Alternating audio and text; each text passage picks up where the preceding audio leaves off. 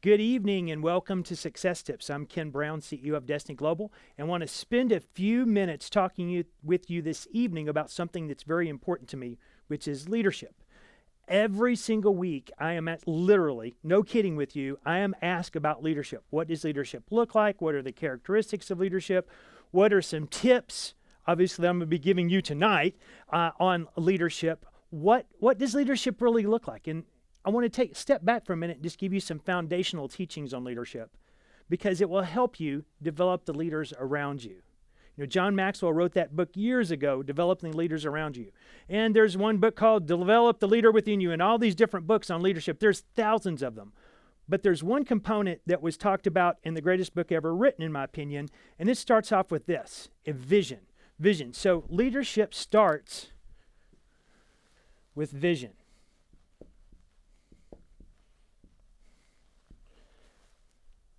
And there's like a period, an exclamation point after exclamation point on that. Because what does vision do? Vision sets the course for where the company, an organization, a group of people are going. And that can be from a football team. That can be, you pick a coach of any kind, basketball team that is great. And the first thing they're doing is they're setting the vision for that team. They're setting the vision for that organization. They're setting a vision, and it doesn't matter if you're at the top of the organization or the bottom, you can actually set a vision. Sometimes you think it's just, oh, how do I lead this group or that group or whatever? You start off with, what are you there for? You come into agreement of what that vision is and you start working towards it. So vision is the first thing, right? As part of that vision, there's a component that I'm going to spend a lot of time talking with you about this evening, and that is trust.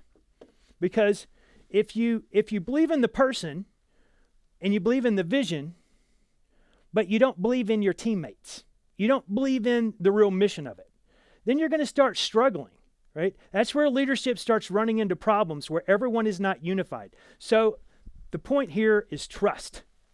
So your trusting in the direction, trusting in one another, trusting that you can achieve the goal. Do you know if you start off believing that you're going to fail, you're right. You start off believing that you can succeed, you're right. The choice is yours. And it's actually made between the 6 inches between your ears, whether you're going to succeed or fail. As long as you're given the tools, and all of us are given tools to different degrees, but you're given tools. And there's so many success stories as part of this organization where I can prove to you that this is a fact. People that started, in fact, the founder, Danny Johnson, started off in the back of a car with nothing, $2.03 to her name. Come on. We're going to call timeout and say, stop. No excuses. Excuses are well-planned lies. So let's talk about how you become that effective leader, right? So you have a vision for your organization. It could be in a church group. It can be in your company. It could be in literally any component in which you're playing a role of a leader or even a team leader. Right? So you don't have to be designated as the leader, but these are the steps for leadership to take place. These are the things that are required for success to happen. First of all, vision, but trust. Trusting really means that you're establishing a common belief that something can be accomplished. Chris, that is really good, by the way. I wasn't the person that wrote that. Zig Ziglar wrote that. It says, people will tolerate honesty and mistakes, but what they will not tolerate is someone who is not trustworthy. Someone who tells them something but then doesn't do it. They're not going to follow you. Why would they want to be like you? Right? There's enough people in the world they could follow. The 98% of the world tells you one thing and does another. 2% actually keeps the word. That's why they're the 2%. So in becoming a leader, which is really kind of interesting. In becoming a leader, I've had to learn to apply these rules to my life, not only at work, but at home. Ross Perot used to tell us this, if your wife can't trust you, nobody can trust you. Wow! Hold on, drop the mic. Right? That's a fact. If your wife can't trust you, nobody can trust you. So if you think that you can just go be this great business person, but you're not trustworthy at home, guess what? It's going to spill over to work as well. It is who you are. It's a character. And it's the character within you. It's who you are. It's who you are when no one's looking. It's being trustworthy. It's keeping your word. You're working. And if you can't achieve it, then you tell them, hey, we're off mark a little bit here. We're going to rechart the course, right? It's like your GPS changing directions a little bit because you drove past a street that you were supposed to turn left on. The fact is you're resetting that goal. You're resetting that priority so that the team can actually achieve it, right? And that happens.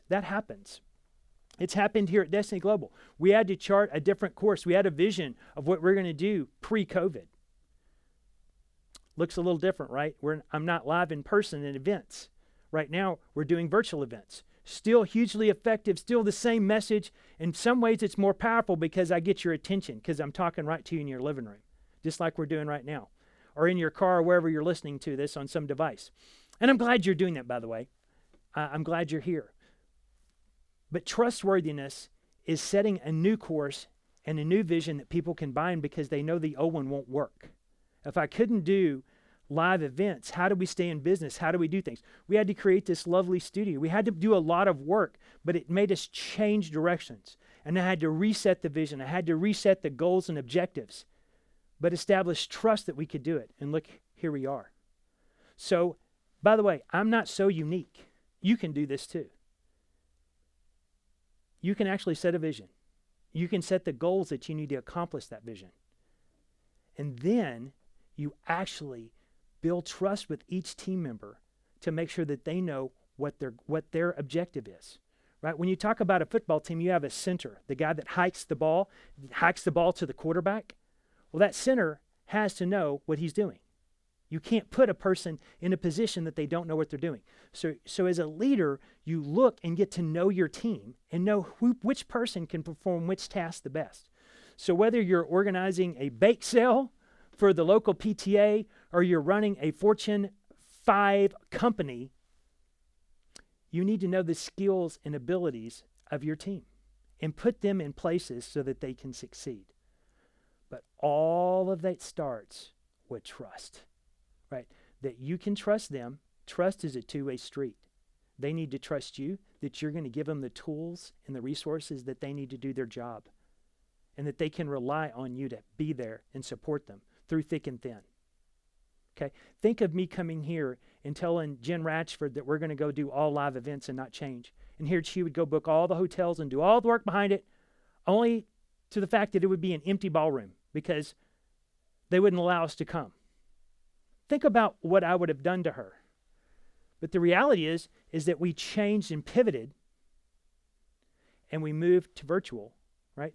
To enable our organization to continue on, despite what had happened outside. I had to react to the environment. And this team trusted me to reset the vision. They trusted me to get the objectives in place. They trusted me to help get this facility set up, and I had trust in them that they could do it. I had trust that Jen Ratchford could pivot from live events to virtual events. But I had to believe in her, and I had to instill that confidence in her as well. She had the skills. She knew what the set needed to look like. It was just taking it from a stage to a studio, which we did quite successfully, even with the same podium sitting right here. So the fact is that if you want to be a leader and you want to develop those around you, the leaders around you, and pull them up, is you need to make sure that you've established the vision and you've established trust with those leaders. And trust is a two-way street. You trust them and they trust you. And you have to have objective conversations. What I mean by that is making sure that they know exactly what they're doing. Subjective leadership is horrible because people don't know what does subjective means. It means it's kind of jello. You don't know exactly what you're working towards. Make sure that your goals and what you're working towards are measurable. You can see if you're actually doing them. In football, it's getting a first down, right? Or getting a touchdown or a field goal, right? You can measure the success you're doing to get to where you're trying to go to. And in business, it's achieving an objective that you've set together, and you're delivering on that objective, whatever that might be. For some of you, it could be, we have moms and a lot of single parents in in our organization as well. So whatever that looks like to you for parenting at home, that's still leadership and that's trust. Yes, you can actually have leadership at home. Trust with your children, and your children trust you. Trust with your spouse, and your spouse trusting you back. These rules apply universally is what I'm saying. So my challenge to you is for you to step up and rise up and help lead in whatever capacity that might look like, that you're helping lead your organization, whether, I don't care if you're a worker at the bottom, you're in the bottom of the organization. You say, I'm a CPO, what is that, Chief Peon? We used to laugh about that when we first started to work at EDS, where we're at, because we worked in the basement, right? It's where you started. It's just how it was.